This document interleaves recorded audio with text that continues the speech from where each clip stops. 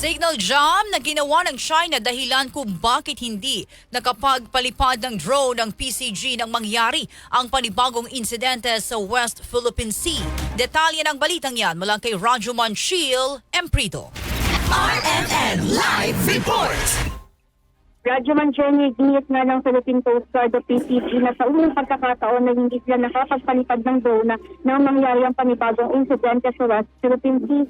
Ayon kay PCG Commodore J. Tariela, kung signal daw magkakawa ng Republic of China, kaya hindi sila nakapag-launch ng drone nang magkaroon ng panibagong tensyon sa pangating sakot ng karagatan ng Baho de Masinloc.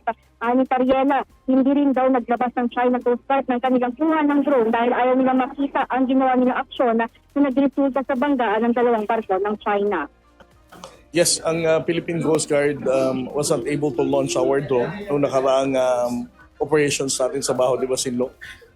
We think that it was jammed by the People's Republic of China to prevent us from documenting itong incidente and harassment na ginagawa nila. Well, of course, our priority action right now is to evaluate how we can prevent such jamming from preventing our drones na makalipad. Samantala, binibigay Tariela na hindi ang Philippine Coast Guard ang nagpo-provoke para gawin ng China Coast Guard ang mga aksyon nito sa karagatan. Matatanda ang tinangkang ipitin ng barko ng Chinese People's Liberation Army Navy at ng Chinese Coast Guard vessel, ang PCG vessel. Pero nakaiwas ito dahilan para magsalpukan ang dalawang barko ng China. Kasama mo si DZL RMN Manila, Radyo Manchil Emprido, Tatak RMN.